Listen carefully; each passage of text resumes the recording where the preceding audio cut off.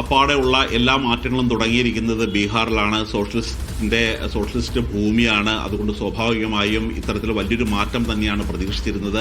പക്ഷേ ഈ വോട്ട് ചോരി ഉൾപ്പെടെയുള്ള ഒരു ആരോപണങ്ങളും ഇത്തരത്തിലുള്ള വിവാദങ്ങളും സമൂഹത്തിന്റെ ഒരു മേൽത്തട്ടിൽ തന്നെയാണ് തങ്ങി നിന്നത്. അത് താഴേക്ക് എത്തി അതിനെ ഒരു വോട്ടാക്കി മാറ്റുന്നതിൽ ഇന്ത്യ സഖ്യം വിജയിച്ചില്ല എന്ന് തന്നെയാണ് നമുക്ക് മനസ്സിലാകുന്നത്. കാര്യം ഈ പലരും ഇത് ഏറ്റെടുത്തു എന്നുള്ളതിന്റെ ഏറ്റവും വലിയ തെളിവാണ് ഈ RJDക്ക് ലഭിച്ചിരിക്കുന്ന ഇത്രയും വലിയ ഒരു വോട്ടിംഗ് ശതമാനം. 8% കൂടുതൽ വോട്ട് ഇപ്പോൾ കോൺഗ്രസിന് ലഭിച്ചിട്ടുണ്ട്. അതിനേക്കാൾ കുറഞ്ഞ വോട്ടിംഗ് ശതമാനം കിട്ടിയിരിക്കുന്ന LJP തുടങ്ങിയ പാർട്ടികൾക്കാണ് 20ലേറെ സീറ്റുകൾ ഇപ്പോൾ അവർ ലീഡ് ചെയ്തുകൊണ്ടിരിക്കുന്നത്.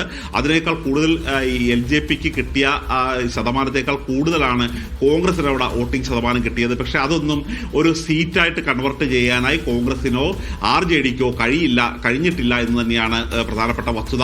മാത്രമല്ല ഒരു ജനപ്രിയ പദ്ധതികളാണ് ആദ്യം RJD പ്രഖ്യാപിച്ചിരുന്നത്.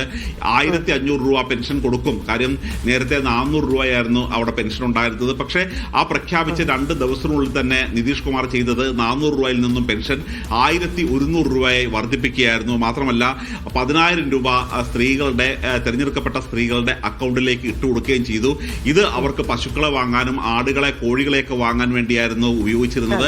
അതുകൊണ്ട് സ്വാഭാവികമായും അക്കൗണ്ടിലേക്ക് ഇത്രയും തുക എത്തിക്കഴിയുമ്പോൾ ഒരു അനുകൂലമായിട്ടുള്ള ഒരു വോട്ട് തന്നെയാണ് അവർക്ക് വന്നത്. നേരത്തെ മധ്യപ്രദേശ്, ഛത്തീസ്ഗഡ്, മഹാരാഷ്ട്ര തുടങ്ങിയ സംസ്ഥാനങ്ങളിലെല്ലാം വോട്ടിങ്ങിൽ ഈ സ്ത്രീകൾക്ക് കൂടുതൽ പ്രാധാന്യം, സ്ത്രീകൾക്ക് നേരിട്ട് ഒരു അക്കൗണ്ടിലേക്ക് പൈസ അയച്ചു കൊടുക്കുന്നതോടുകൂടി അവരൊരു പ്രത്യേക വോട്ട് ബാങ്കായി മാറുകയും മാത്രമല്ല ഈ സ്ത്രീകളാണ് വോട്ട് ചെയ്യാൻ ഒരു 10% കൂടുതൽ എത്തിയിരുന്നത്. അതനുസരിച്ച് തന്നെയാണ് ഇത്തരത്തിലുള്ള ഒരു വിജയം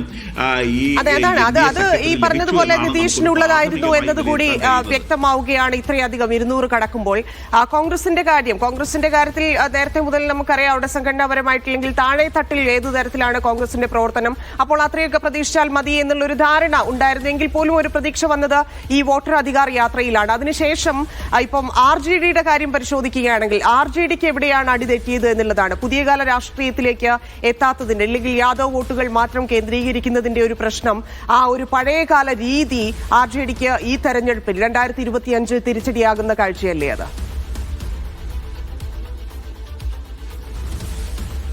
അത് RJDയിൽ പറഞ്ഞ ഈ നിലവിൽ നിതീഷ് പറഞ്ഞിരിക്കുന്ന ഒരു പ്രഖ്യാപനം, നിതീഷ് നടപ്പിലാക്കിക്കൊണ്ടിരിക്കുന്ന പ്രഖ്യാപനമുണ്ട്. ഈ 10,000 രൂപ നൽകുക, 400 രൂപയിൽ നിന്നും 1100 രൂപയായി വർദ്ധിപ്പിക്കുക തുടങ്ങിയ കാര്യങ്ങൾ ചെയ്തിട്ടുണ്ട്. മാത്രമല്ല അവിടെ RJD അവരുടെ പ്രകടന പത്രിക പുറത്തിറക്കിയപ്പോൾ സൗജന്യ വൈദ്യുതി പറഞ്ഞു.